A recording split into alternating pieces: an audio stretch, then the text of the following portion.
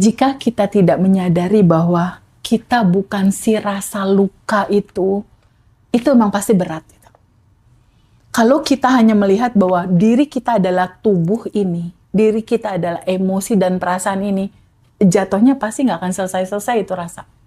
Dan ketika rasa itu nggak selesai, kamu ikhlaskan, kamu lepaskan, loopingan nggak akan berhenti-berhenti. Ketika ada sebuah peristiwa yang terjadi, pahami sama kamu bahwa Allah dan semesta lagi mau ngomong sama kamu.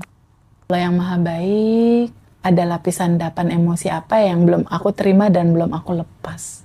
Tolong kasih tahu aku dong. Realita belum bahagia dan berkelimpahan. Tolong kasih tahu aku, adakah yang menyumbat kelimpahan ini hadir dalam kehidupanku. Aku aja kemarin sempat ada kecewa waktu, kayak aku pernah cerita ya. Ada sebuah momentum aku lagi Zoom privat nih. Tiba-tiba adik iparku cerita, "Tete aku mau ke Bandung, lalalala. Ini link villanya apa segala." "Oh iya udah tenang, aku yang bayarin." Aku main bayar aja Dava. Nggak ngecek dulu. Tiba-tiba pas aku tanya, nomor teleponnya udah nggak bisa dihubungi, aku udah transfer.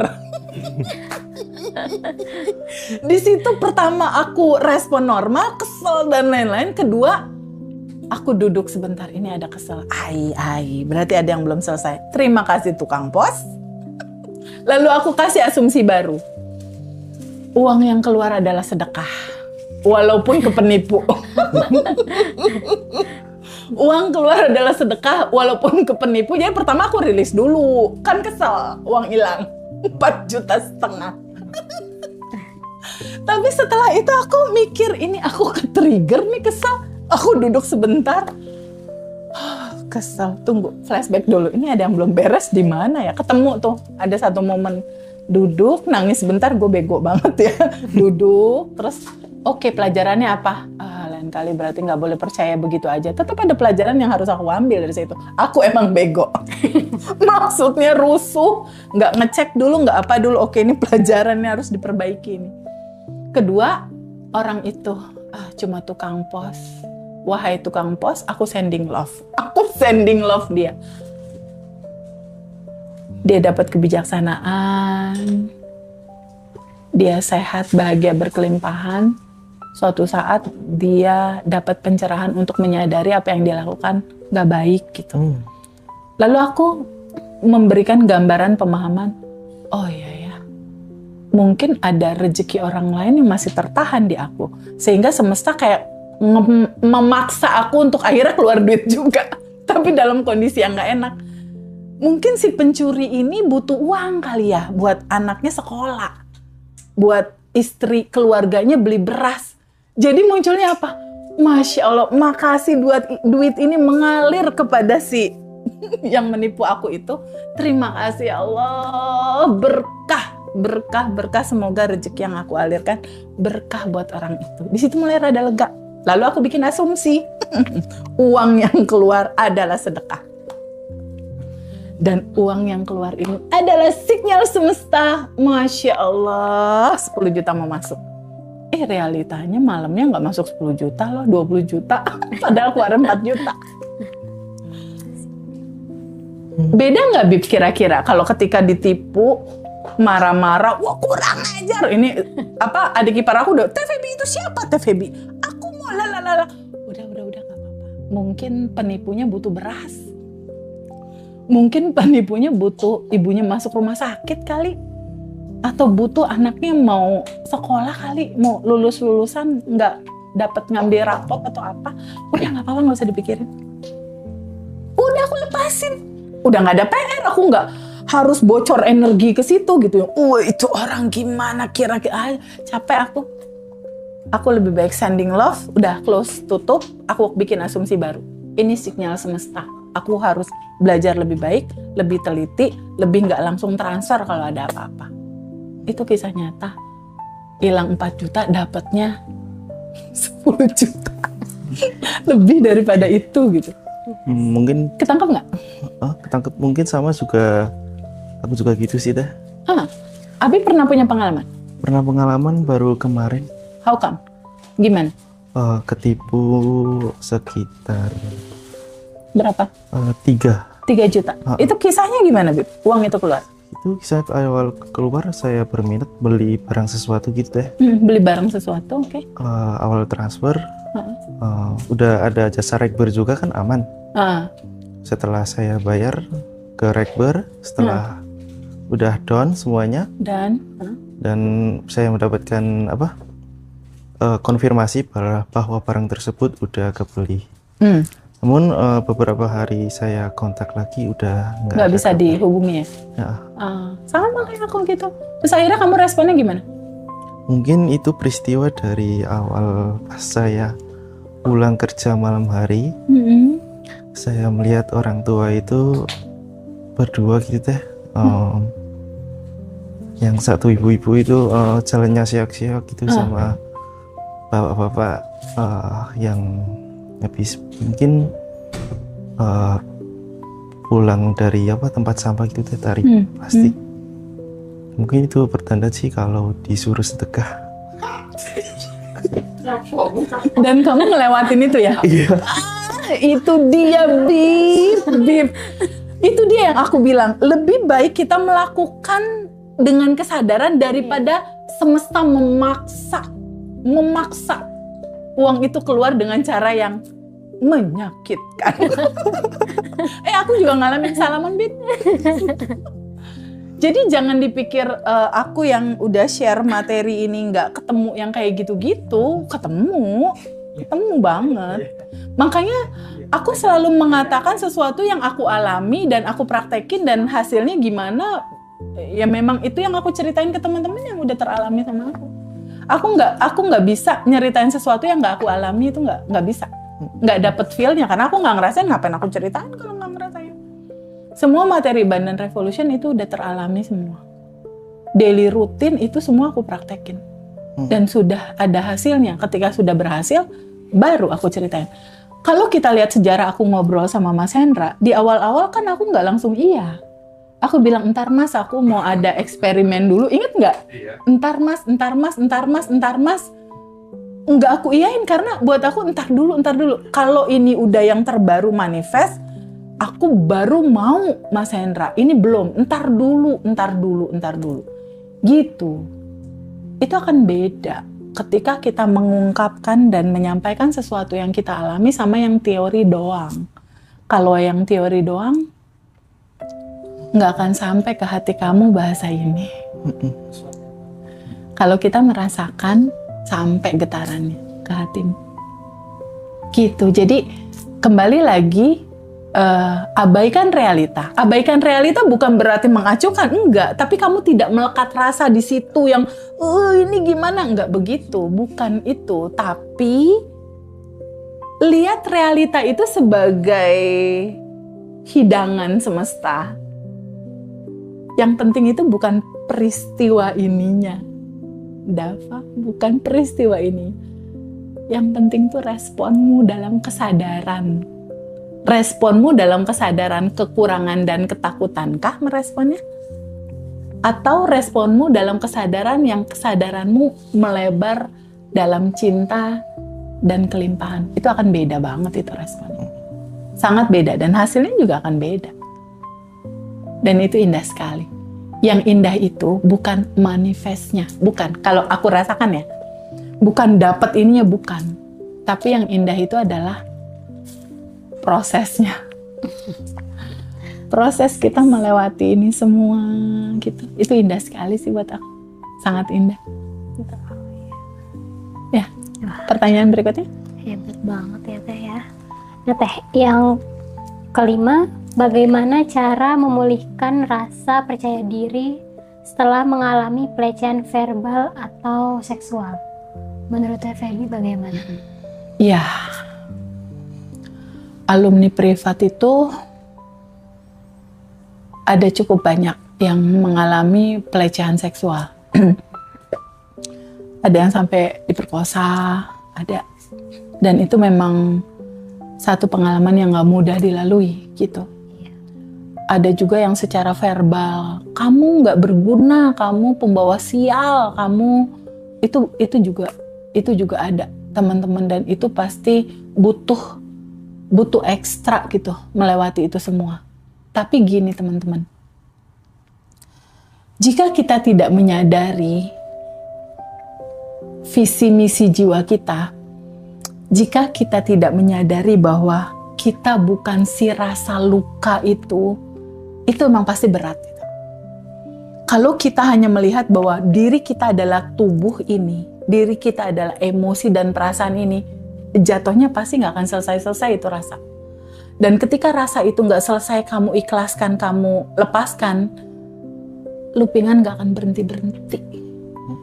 Kalau dari kisah alumni yang privat online sama offline, yang aku handle langsung secara one-on-one, itu kisah di masa kecilnya terjadi pelecehan seksual, di realita hidup dia yang sekarang, itu hampir kebanyakan dia mempunyai pasangan yang selingkuh. Kalau nggak pasangannya selingkuh, kalau nggak dia KDRT, pasangannya pukulin dia. Kalau nggak seperti itu, dia juga mengalami satu kekecewaan lainnya yang nggak selesai-selesai. Kenapa itu terjadi?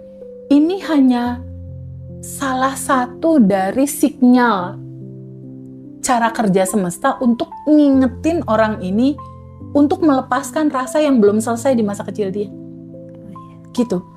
Jadi pokoknya Habib Dava Indri Hendar, ketika ada sebuah peristiwa yang terjadi, pahami sama kamu bahwa Allah dan semesta lagi mau ngomong sama kamu. Gitu ya. Apa yang diomongin teh? Kamu ngerasain apa? Itu yang mau diomongin. Kamu ngerasain apa? Aku sedih, terluka. Ya berarti itu sedih dan terluka di sini masih nyangkut di sini, belum selesai, belum dilepasin, beresin. Ada yang belum selesai. Karena kalau kamu nggak beresin, ini looping nggak akan berhenti nih sampai akhir hayat. Looping nggak akan berhenti loh sampai ujung usiamu. Dan biasanya kalau misalnya tubuhmu looping terus kan, tubuh Habib, tubuh Dava, Indri, aku dan semua teman-teman itu kan punya kapasitasnya. Kayak memory card 5 GB, 10 GB, itu kan ada kapasitasnya. Kalau kapasitas endapan emosi ini penuh, kelebihan kapasitas, muncullah penyakit berikutnya. Gerd, sakit kepala, gatal-gatal, alergi. Pernah dengar nggak ada teman yang alergi? Ada teman yang alergi debu lah, asma misal. Pernah dengar ada sakit diabetes? Pernah dengar sakit diabetes atau miom? Pernah dengar? Cancer, asam urat, asam lambung. Semua judul itu adalah cerita lapisan endapan emosi yang kepenuhan, nggak ketampung di tubuhmu, luber, minta dirilis. Coba teman-teman semua yang saat ini lagi live, ada yang udah pada penuh belum itu lapisan endapan emosi? Tandanya tubuhmu mulai bicara di situ, nyut di sini, saraf kejepit, ada lagi yang angin duduk, ada segala macam, banyak kisah. Itu tandanya waktunya untuk kamu memberi ruang dirimu sendiri untuk melepaskan. Teman-teman semua, sayangi dirimu, sayangi tubuhmu. Ya, Dava sayangi tubuhmu. Habib sayangi tubuhmu, Indri juga sayangi tubuhmu. Cara menyayanginya gimana Teh Febi? Banyak-banyak melepas. Jangan kasih beban terlalu banyak di tubuhmu, kasihan dia. Capek dia, lelah dia. Organ-organmu lelah. Padahal kamu kan pakai tubuhmu dalam hidup. Benar nggak, Bib? Benar. Kamu nggak bisa pakai tubuh orang lain buat hidup. Pakai tubuhmu. Sayangi tubuhmu dengan mendengarkan tubuh ini mau ngomong apa. Ngomongnya apa sih, Teh? Kamu ngerasain apa? Rasa yang nggak enak itu duduk, terima. Cara nerimanya gimana, Teh? Ya duduk aja ngerasain apa yang nggak enak gitu. Lalu flashback dulu ke akar. Masa kecil. Ada nggak yang belum selesai? Kamu bisa maafin papa nggak? Dava udah bisa maafin papa belum? Bisa. Bisa? Sending love papa udah? Udah. Sip. Semua. Udah semua. Kalau ada realita yang nggak enak, flashback lagi ke belakang ya. Karena lapisan endapan itu berlapis-lapis, Dava. Dia lapis gitu. Gitu. Jadi sebagaimana Habib, Dava, Indri tiap hari kan makan ya sehari 2 kali ya. Itu kan makanan fisik. Makanan jiwa bersihin lewat pelepasan. Gitu. Dan kamu akan ringan sekali. Kenapa butuh pelepasan itu menjadi lifestyle? Why? Karena tubuh kita yang dasarnya ini adalah kertas putih kebahagiaan dan kelimpahan, lapisan endapan emosi bagaikan debu yang menumpuk. Ketika kamu sering-sering melepas, kamu tinggal ketemu dasar dan kelimpahan ini. Nanti bentuknya gimana tuh teh kalau ini udah tipis. Segala hal menjadi mudah. Segala hal menjadi effortless kalau kata di umum. Segala hal menjadi tiba-tiba banyak keajaiban, tiba-tiba banyak kemudahan, tiba-tiba banyak pertolongan. Itu tandanya kamu deket banget nih sama sejatinya kamu. Gitu. Dan jadikan lifestyle melepas itu sebagai betul-betul lifestyle hidup kamu. Terus kapan teh ngerjainnya? Kalau aku sih sambil napas sambil melepas. Iya. Sambil napas sambil melepas. Atau pada saat sholat juga kadang aku melepas. Jadi pada saat sholat 5 waktu, Allahu Akbar. Bacaan jalan kan sambil napas, sambil melepas. Atau sambil wudu. Pada saat sholat kan kalau muslim kan ada wudu kan? Sambil wudu sambil melepas. Tangan ini mungkin pernah ngotorin apa, sambil melepas, sambil lepasin semua. Gitu. Jadi selesai sholat biasanya yang kalau muslim ya rutinitas biasa lah zikir, subhanallah dan lain-lain lakukan. Setelah itu duduk untuk ya Allah yang maha baik, ada lapisan endapan emosi apa yang belum aku terima dan belum aku lepas. Tolong kasih tahu aku dong. Realita belum bahagia dan berkelimpahan. Tolong kasih tahu aku adakah yang menyumbat kelimpahan ini hadir dalam kehidupanku. Dava duduk sebentar, Habib duduk sebentar, diem. Nanti dia naik. Memorinya naik kita nanti. Oh, ini udah duduk untuk merasakan rasa itu, lalu lepaskan. Caranya gimana teh? Tarik napas. Bayangkan energi cinta tuh kita hirup dari alam semesta ini. Kan yang tanpa batasnya ada di ruang yang tanpa batas ini nih, di semesta. Kamu hirup. Bayangkan itu cahaya cinta. Tahan dulu sebentar, sedetik 2 detik lah. Izinkan cinta itu masuk ke seluruh tubuhmu. Lalu di dalam dirimu kan ada keresahan, ketakutan. Nah, tersoroti sama cinta itu dia terurai. Kayak embun pagi kena sinar matahari. Bisa kebayang nggak? Embun, kayak asap-asap kena sinar matahari kan lama-lama dia menghilang kan? Kayak gitu kurang lebih. Lalu kamu hembuskan nafasmu, tanda bahwa dia terurai.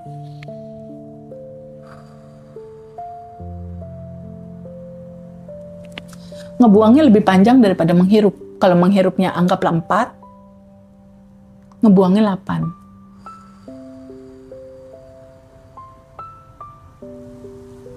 Sampai kayak kosong, lalu tarik lagi. Lalu hembuskan. Lakukan itu selalu. Nanti ringan deh perjalanan hidupmu. Begitu Indri. Oke, baik. Ya Febi, terima kasih. Nah, ini tentang trauma masa kecil teh. Ya. Kalau trauma masa kecil itu apa bisa membuat seseorang tuh terus menarik pasangan toksik yang sama? Atau beda? Iya, teman-teman semua. Realitanya, pada saat kamu kecil, kamu merekam ada trauma di masa kecil. Ini ada satu kisah nyata dari alumni di mana dia menyaksikan ibunya dipukul sama ayahnya. Lalu ayahnya ini galak juga ke dia. Kan kalau orang tua dulu suka mukul pakai gesper ya. Suka mukul juga pakai lidi atau pakai pensil atau pakai rotan ya, rotan pemukul kasur ya kalau nggak salah. Ini kisah nyatanya begitu. dipukul. Si anak ini menyaksikan itu. Dan loopingan yang terjadi apa coba? Anak ini disekolahkan sama orang tuanya di satu Islamic school, sekolah tertentu lah gitu ya istilahnya. Dan dia ketemu gurunya yang juga mukul. Itu kisahnya. Jadi semua rekaman yang terekam di masa kecil dia jadi pattern, jadi pola. Pola ini menyala, mengundang realita dia terjadi sama persis seperti itu rasanya. Jadi pertanyaan yang tadi Teh Indri sampein, Teh Feby, apakah trauma masa kecil ini menarik realita di sekarang yang juga seperti itu? Jawabannya iya. Jika ini tidak dilepas, si cerita akar masa kecil nggak kamu sadari ini rasa ada. Ketika kamu sadari, izinkan kamu terbuka menerima, lalu alirkan. Nggak disimpan-simpan lagi gitu maksudnya. Maafkan, lepaskan, alirkan. Pakai nafas kamu aja sampai kamu lega, tenang, plong.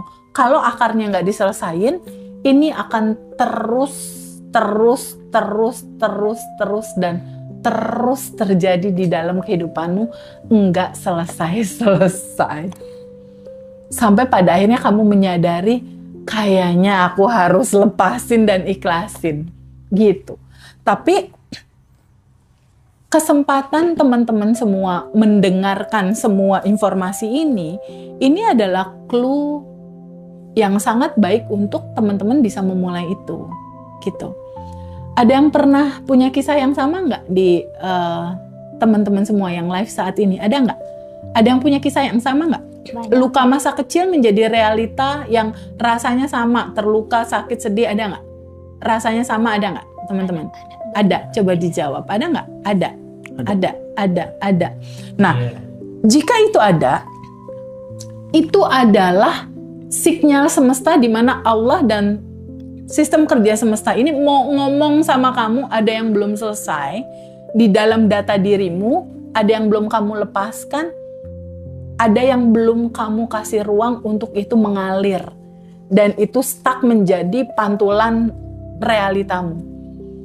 Jika kamu merasakan bahwa realita ini nggak nyaman, pertanyaannya, mau sampai kapan kamu merasakan ini? Nggak capek kah? Mau tetap berulang-ulang looping kah? Atau izinkan kamu mengantarkan semua cerita ini selesai di titik ini? Karena biasanya trauma DNA ini atau trauma pola masa kecil ini, dia itu, Mas Habib, dari generasi ke generasi. Iya. Neneknya dipukulin kakeknya, neneknya mukulin ibunya. Ibunya trauma, ibunya mukulin dia. Ini kisah nyata nih. Dia trauma, ini yang privat sama aku. Lalu dia bilang, "Teteh, aku mukulin anakku." Ini mau sampai kapan? Cerita ini nggak selesai-selesai. Ketika kamu mendengarkan apa yang saat ini kita sampaikan, yuk kita stop yuk. Cerita trauma ini di titik kamu aja cukup selesai di titik kamu. Anak-anak kita, generasi kita punya kesadaran yang lebih baik gitu. Kita selesaikan di titik ini. Di titik ini kita beresin. Susah nggak TV bicara ngeberesinnya? Enggak. Cukup kamu luangkan waktu untuk menyadari rasa itu, terbuka menerima, lalu nggak usah kamu pegangin. Alirkan, larutkan. Lakukan aja pakai napas kayak tadi yang udah dicontohin. Simpel kok, sangat simpel. Tapi kembali, prosesnya nggak bisa instan. Nggak bisa instan. Kenapa nggak bisa instan, Teh Feby? Kan lapisan endapan emosinya udah bertahun-tahun. Habib aja umur berapa? 20 sekian kan? 19. Oh, belum 20 tuh, Habib. Habib masih muda ternyata. Oh, Habib 17. Nah, lapisan endapan emosi berlapis-lapis sampai seperti itu. Kira-kira bisa selesai nggak sehari, 2 hari, 3 hari? Enggak lah. Jadi, izinkan kamu sabar melewati prosesnya, enjoy. Gitu Indri. Iya, bagus ya Teh ya. Ini pertanyaan yang ke berapa ya? Bagaimana cara melepaskan rasa marah dan dendam kepada orang yang pernah menyakiti kita Teh? Bagaimana cara melepaskan rasa marah dan dendam kepada orang yang pernah menyakiti kita? Gini teman-teman. Ketika ada sebuah peristiwa, seseorang menyakiti kamu, lalu muncul rasa marah dan dendam banget sama dia. Anggaplah contohnya misalnya pasangan kita mengkhianati kita, ada marah dan dendam. Atau contohnya teman kamu bawa kabur uang kamu, lalu hilang uang itu. Kena investasi bodong lah misal. Akhirnya kamu berhutang, bayar utang sesuatu yang uangnya juga nggak kamu nikmati. Ada marah dan dendam di situ. Itu gimana Teh cara melepaskannya? Kembali lagi ke sebuah esensi utama. Masalahnya bukan sama orang ininya. Ketika kamu mengalami peristiwa ini ada rasa marah dan ada rasa dendam kan? Rasa marah dan dendam ini kan itu pantulan di cermin kan? Pantulan di cermin realitamu asalnya dari mana, Mas Habib? Dari diri kita. Dari diri kita sendiri, dari batin kita sendiri. Dari mana dia? Dari kisah masa kecilmu. Sehingga kalaupun ini terjadi, kamu marah dan dendam sama dia. Kalau kamu masih kamu yang salah, kamu terus saja nyalahin eksternal. Ini bakal looping lagi. Pasti bakal looping lagi dalam cerita yang berbeda. Dalam cerita kekecewaan yang berbeda, tapi rasanya tetap sama itu, marah dan dendam. Mungkin kisahnya beda lagi tuh. Kalau yang ini keuangan, mungkin yang belah sini yang berikutnya loopingannya adalah relationship misalnya. Cara solusinya itu adalah sadari apa yang kamu rasakan. Setelah itu kamu menyadari dulu, ini realita terjadi tuh sistem kerja semestanya itu gimana ya? Oh ini cuma pantulan ya. Pantulan ini asalnya dari aku. Rasa marah sama rasa dendamnya kamu duduk merasakan dulu rasa itu. Aku marah. Aku dendam, marah banget sama orang ini. Kamu duduk dulu untuk melepaskannya, merilisnya. Lalu kamu cek ke akarnya dulu. Aku pernah merasakan seperti ini kapan ya? Karena ini kan pantulan dalaman aku. Oh, masa kecil pernah marah sama ibu bapak aku. Karena aku nggak dianggap, atau karena aku pernah diabaikan, atau papa mamaku dulu pernah bercerai, atau aku pernah dipukul, atau perlakuan mama papaku berbeda dengan kakakku. Kalau kakakku dibelikan sesuatu, kalau aku enggak. Itu ada banyak banget pada saat menggali ke masa lalu. Itu macam-macam itu kisahnya. Nah, duduk dulu nih sama akar ini, lalu izinkan kamu terbuka menerima, lalu alirkan, lepaskan. Baru beresin di titik yang sekarang. Izinkan alirkan, izinkan lepaskan juga. Setelah itu orang itu diapain Teh? Kalau materi Abundant Revolution kan orangnya di sending love. Sending love dia. Kenapa Teh di sending love? Kan orang itu nyakitin aku, kok di sending love? Iya, segalanya selesai sama cinta, Bib. Kalau orang itu berbuat jahat sama kamu, artinya kan nggak ada cinta di tubuh orang itu. Iya dong. Kalau ada cinta, dia ngiriminnya cinta dong, bukan kekecewaan. Bener nggak? Nggak ada cinta di orang itu, kamu sending love. Tapi kalau tubuhmu masih belum bisa memaafkan, belum bisa sending love, nggak apa-apa. Minimal kamu tahu solusinya itu. Nanti di waktu hening kamu juga akan punya kesadaran.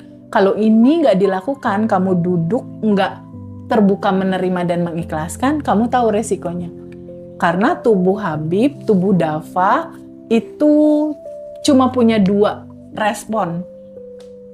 Realita terjadi, Habib menolaknya kah atau Habib menerima? Kalau Habib menolak, resikonya apa, Bib? Looping. Nggak selesai-selesai dia. Yeah. Kalau Habib terbuka menerima dan mengikhlaskan, Kejadiannya apa? Selesai. Ketangkap ya? Ketangkap. Sip. Praktek. Iya, oke. Oke. Nah, Teh, ini sama sih tadi kan pas banget ya. Apa bedanya sending love dan mendoakan orang? Oh iya, ada bedanya. Detailnya nanti besok lah ya, Bib. Oke. Detailnya besok ya. Besok sayangku. Istirahat dulu ya. Karena memang kalau sending love ada fasenya. Jadi besok kita akan terangkan lebih seru. Wah. Wah, makin malam makin seru ini, Bib. Ini bikin gregetan ini, Bib. Pembahasan ini, Bib. Bikin penasaran kalau ada apa-apa. Ini bikin gak bisa tidur ini pasti. Buat teman-teman. Teman-teman semua, udah ada yang pernah nyobain rilis belum sih? Ada nggak? Ada yang belum nggak? Ada yang pernah nyobain rilis nggak, Bib?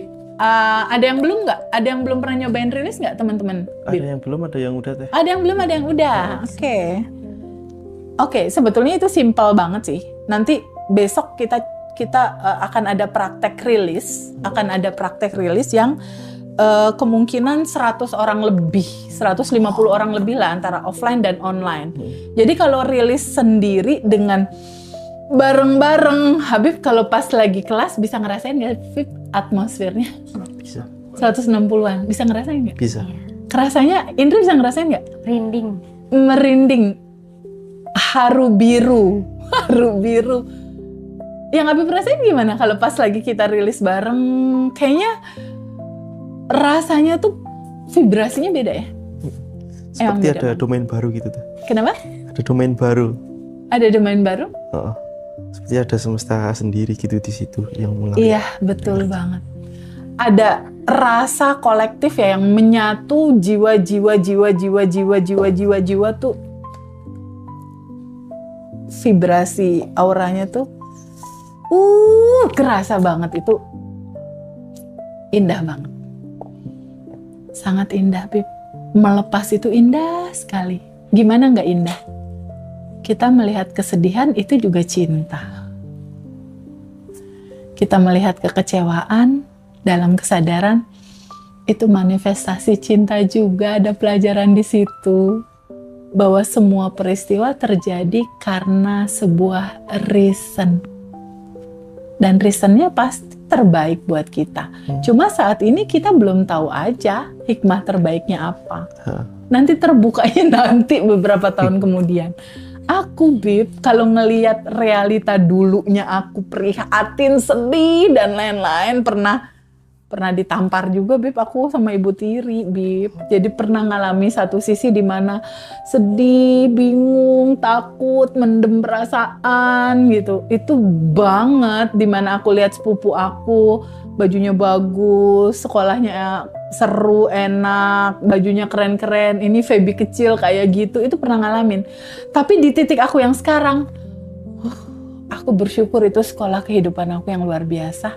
Sehingga aku bisa merasakan adik-adik yatim rasanya kayak apa.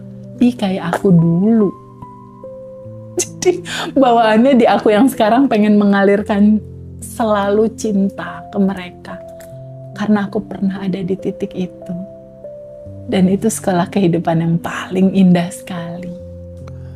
Dan aku berterima kasih sama Allah dan semesta, aku mengalami fase-fase itu. Fase mama papa bercerai, fase setahun gak sekolah, fase gak tinggal sama mama dan gak tinggal sama papa, fase ngelihat sepupu-sepupu pakai mobil, turun mobil, mama papa nemenin aku, mama papaku ada di mana. Ngalamin semua fase itu, sekarang melihat indah sekali ya cara Allah dan semesta menyekolahkan aku dalam sekolah kehidupan. Dan itu nggak terbayar dan aku selalu mengucap syukur, ya Allah. Terima kasih banyak ya Allah. Terima kasih ya Allah. Terima kasih dan terima kasih. Itulah mungkin sebabnya ketika aku ketemu alumni, mereka masih nangis, kan aku udah ngelewatin semua itu kan, Bib. Jadi bawaannya tuh pengen meluk untuk bilang, ih tenang aja, ujungnya indah kok gitu. Gitu, ketangkep nggak Bib? Ketangkep. Ini kan aku udah ngelewatin nih, udah ngelewatin semua fasenya kan? Bahwa itu ternyata sebuah cerita yang indah. Sementara teman-teman alumni kan belum kan, masih dalam perjalanan kan, belum di titik kayak aku. Tapi kan aku udah ngalamin jatuhnya, bingungnya, cemasnya, putus asanya. Nah, kalau aku buka pintu kelas dan ngelihat mereka semua bawaannya pengen meluk, itu karena aku mau bilang, tenang aja, nggak usah nangis. Ini bakal indah kok di ujungnya. Ayo bareng-bareng yuk kita lewati bareng-bareng. Gitu, Beb. Masya Allah, kenapa pada bengong semua kita bertiga? Aduh, Masya Allah, indah sekali hari ini, Habib. Terima kasih banyak ya, Bib ya. Udah jadi bagian yang indah dari sebuah perjalanan ini. Udah nemenin Mas Hendra, sehingga begitu banyak beban-beban pekerjaan dia, ringan jadinya dia. Makasih juga buat Dava ya, udah jadi tim yang sangat spesial banget loh kehadiran Dava di sini. Betul kan? Habib juga sama.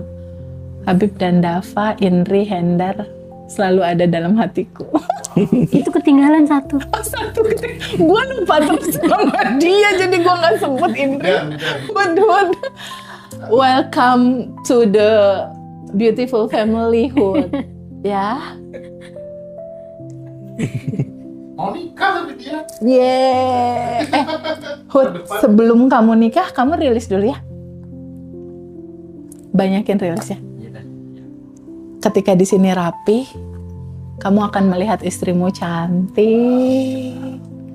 Tapi tadi lihat pramugari. ini mau setia nggak enggak ya gitu? Oh enggak. Aduh, Masya Allah, teman-teman terlanjur berkomitmen gitu ya, takut bikin data baru gitu. Jadi teman-teman semua di live TikTok kali ini, hidup ini menyenangkan dalam sebuah perayaan ya. Realita hidupmu dalam situasi seperti apa? Enggak apa-apa. Teteh, aku terluka, aku banyak salah. Enggak apa-apa sayang. Apa adanya kamu aja saat ini. Yang penting kamu tahu,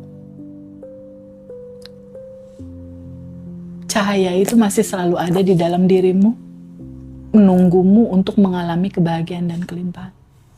Dia selalu ada, setia, menerima kamu apa adanya. Itu adalah solusi permasalahan yang selama ini kamu cari solusinya. Selalu ada dan menunggu kamu untuk mengenalinya. Dan dalam titik kesadaran itu, yuk bareng-bareng yuk kita melewati ini semua. Bareng-bareng kita lewati. Izinkan secara natural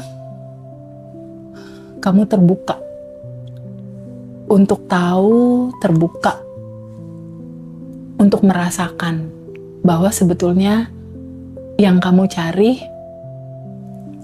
udah ada di dalam. Yang kamu kejar nggak jauh, ada di dalam. Yang kamu mimpikan tentang solusimu justru juga lagi nungguin kamu untuk kembali masuk ke dalam. Dia nggak jauh, dia dekat sedekat nafas kamu. Jadi nggak perlu putus asa, karena solusinya dekat dan ada di dalam. Begitu Habib. Aku jadi pengen nangis. Terharu ya.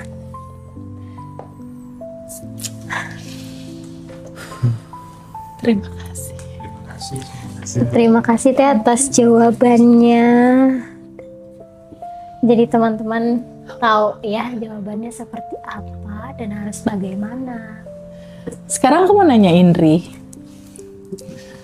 Ada yang beda nggak sih Indri dulu sama Indri sekarang ketika Indri udah nemenin ibu? Siapa yang jawab? Gimana ini? Ya itu udah sehati kayaknya. Persaingan. Ya, itu dia, makanya kenapa jadi dia ditaruh di tengah. Ada yang beda nggak Indri? Indri dulu sama Indri sekarang ada yang beda nggak? Alhamdulillah Teh. teh lagi. Ya nggak apa-apa, emang aku teteh. Gimana sayang? Ya, jadi kalau dulu kan kalau malam itu sering overthinking ya.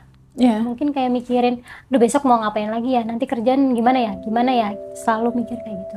Terutama Kalau masalah di rumah dan iya, keluarga kan. betul. Kalau sekarang kamu lebih kayak damai gitu. sih, lebih damai, terus juga nggak menyalahkan orang tua, Hmm. lebih terima, dan yang pasti selalu nanya ke dalam ada apa, ada kesalahan apa, Hmm. udah lebih tenang. Lebih tenang ya. Iya, karena kan udah praktek, gratis lagi. Setiap saat lagi ya. Iya. Masya Allah. Aku seneng banget loh kalau anak-anak muda, Mas Hendra, umur-umur 20-an udah ketemu ini. Masya Allah. Seneng banget sama yang 17 tahun ini yang di depan aku. Terima kasih ya sudah mewarnai tim kita begitu indah. Aku bahagia sekali. Thank you so much. Udah selesai kah? Oke, sudah. Bib? Oke, Udah. makasih banyak Teh. ya. Makasih banyak ya teman-teman. Sampai ketemu besok ya. Buat teman-teman yang mau tahu dan gimana sih perjalanan besok seru-seruannya, teman-teman boleh ikut gabung. Kalau online kayaknya masih bisa daftar ya kayaknya ya. Masih banyak. Masih memungkinkan kalau untuk online besok tanggal 23 Mei 2026 di sini di Jakarta di Grand Orchard Kemayoran. Teman-teman boleh hubungi Mbak Lela atau Mbak Dinda, Mbak Mas Dava juga boleh hubungi untuk bisa ikut join bareng-bareng besok kita. Karena ada 5 slide terbaru Mas Habib yang akan membuka mata kita lebih terang dan lebih aware tentang lapisan 8 emosi itu stucknya di mana. Itu kita akan ceritain. Terus ketika kita quantum jump itu prosesnya seperti apa sih? Bibit realita itu tertanam. Wow. Dan bagaimana ceritanya ketika kita quantum jump, nggak kejadian-kejadian. Analogi gambarannya seperti apa. Dan bagaimana ceritanya ketika kita quantum jump, terus kita lepaskan, berikutnya itu kejadian. Jadi kita akan ada 2 analogi cerita itu yang akan kita terangkan di dalam slide yang sangat indah sekali. Asik Itu banget. besok. Seru banget. Dan teman-teman boleh online dan offline nanti hadirnya. Kalau yang di luar negeri boleh online. Karena nggak ada orang lain yang bisa bantu kita kecuali diri kita sendiri. Tapi kalau teman-teman mau coba icip-icip seru-seruan di Quantum Alignment itu nanti tanggal 8 Juni. tanggal 8 Juni 2026 jam 7 malam. Boleh teman-teman WhatsApp Mas Dava di sini untuk pendaftarannya. Wow. Gitu teman-teman. Tapi yang belum ikut kelas boleh nggak Teh ngisi 3 buku ini? Boleh banget. Boleh banget ngisi 3 buku ini. Buku ini akan menemani kamu. Apa yang kamu tulis dalam kesadaranmu dan dalam senyummu ketika menulis ini memberikan rasa yang besar. Seakan-akan semua yang kamu tulis sudah kamu terima. Itulah kuncinya. Dan apa yang tertulis di sini tertanam di bawah sadar. Dan ada masa jatuh temponya nanti ini terjadi satu persatu. Oke, gimana? Batch 28. Betul. Tanggal 26 Juni 2026. Gitu ya teman-teman. Terima kasih banyak. Thank you semua. Bye-bye. Assalamualaikum warahmatullahi wabarakatuh.